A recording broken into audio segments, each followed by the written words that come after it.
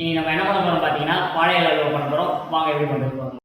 இப்போ வந்து நம்ம வாழை இலை நல்லா வாஷ் பண்ணிவிட்டு அதை நம்ம நல்லா கட் பண்ணி அழகாக கட் பண்ணி மிக்சியில் போட்டு அதுக்கு தேவையான அளவுக்கு தண்ணியை ஊற்றிட்டு நம்ம நல்லா மிக்சியில் போட்டு அரைச்சி எடுத்துக்கலாம். அரைச்சி எடுத்துகிட்டு அழகாக ஒரு ஸ்ட்ரெயினர் வச்சு நம்ம பால் வடிகட்டுறதோ இல்லை நம்ம துணி ஒயிட் கலர் துணி இருந்தால் கூட அதில் போட்டு அழகாக அந்த சாறு மட்டும் தனியாக எடுத்துக்கலாம்.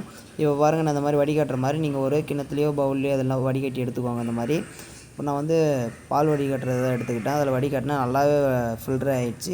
இந்தமாதிரி வடிகட்டி எடுத்துக்கிட்டு அது பாருங்கள், இந்தமாதிரி நல்லா வடிகட்டி எடுத்துக்கோங்க. எல்லாத்தையுமே வடிகட்டி இந்தமாரி ஒரு சின்ன கிண்ணத்துலேயோ இல்லை பவுலில் இருந்தால் பவுல்லையோ எடுத்து வச்சுக்கோங்க. அதுக்கப்புறமா நம்ம இப்போ எடுத்து வச்சாச்சு.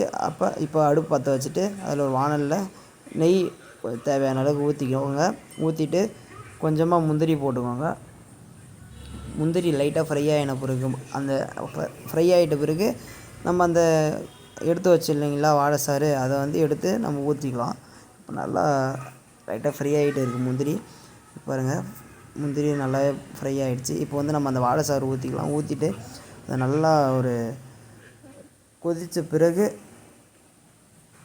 இந்த மாதிரி நல்லா கிளறி விட்டுருங்க. அதுக்கப்புறமா நல்லா கொதித்த பிறகு அதுக்கப்புறமா நம்ம கார்ன்ஃப்ளவர் கரைச்சி வச்சுக்கணும். அதுக்கு முன்னாடியே கரைச்சி வச்சுருந்துட்டு அது கொதித்த பிறகு அந்த கார்ன்ஃப்ளவர் ஊற்றணுன்னா அந்த ஒரு தேவையான அளவுக்கு ஊற்றிக்கணும். ரொம்ப அதிகமாகவும் இல்லாமல் கம்மியாகவும் இல்லாமல் தேவையான அளவுக்கு ஊற்றிக்கோங்க. அது வந்து நம்ம ஊற்றின பிறகு நம்ம அந்த கார்ன்ஃப்ளவர் சேர்த்துட்டு இந்த மாதிரி நல்லா கலக்கி ஊற்றிட்டு அந்த கார்ன்ஃப்ளவர் நீங்கள் கரைச்சி ஊற்றின பிறகு கண்டிப்பாக அந்த மாதிரி மாறிடும். இந்த மாதிரி மாறின பிறகு நல்லா கிளறி விட்டுட்டு ஒரு லைட்டாக சூடு நல்லா இது கிளறி விட்டு அதுக்கப்புறமா சுகர் இந்த மாதிரி ஆட் பண்ணிக்கோங்க. தேவையான அளவுக்கு சுகர் ஆட் பண்ணிவிட்டு நல்லா திருப்பி விடுங்க. சுகர் நல்லா கரைஞ்சி அதே மாதிரியே மாறும். அந்த மாதிரி மாறுற அளவுக்கு நீங்கள் நல்லா திருப்பி விடணும். இப்போ பார்த்தீங்கன்னா உங்களுக்கே தெரியும், சுகர் சேர்த்துட்டு நம்ம நல்லா திருப்பி விட்டுருக்கோம். இப்போ நீங்கள் திருப்ப நல்லா அந்த மிக்ஸ் பண்ண இப்போ அந்த மாதிரி மாறிடும். அது சுகர் கரைஞ்சி நல்லா ஒரு அந்த அல்வா பதத்துக்கு வந்துடும். நீங்கள் அதுக்கப்புறமா ஒரு பவுல்லையோ இல்லை பிளேட்லேயோ நீங்கள் அதில் லைட்டாக நெய் தடவி விட்டுட்டு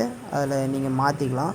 மாற்றிட்டு நல்லா அது சூடு ஆறிட்டதுக்கு அப்புறமா நம்ம வந்து அழகாக கட் பண்ணி எடுத்தோன்னா உங்களுக்கு அச்சஸில் அது அப்படியே பக்காவாக அல்வா மாதிரியே இருக்கும்.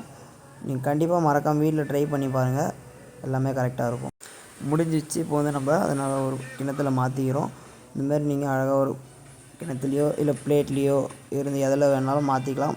மாற்றிட்டு நல்லா அது ஆறின பிறகு நீங்கள் கட் பண்ணி எடுத்து பார்த்தீங்கன்னா உங்களுக்கே தெரியும், அல்வா மாதிரி நல்லாவே இருக்கும் டேஸ்ட்டு. நீங்களும் மறக்காமல் ட்ரை பண்ணி பாருங்கள் வீட்டில்.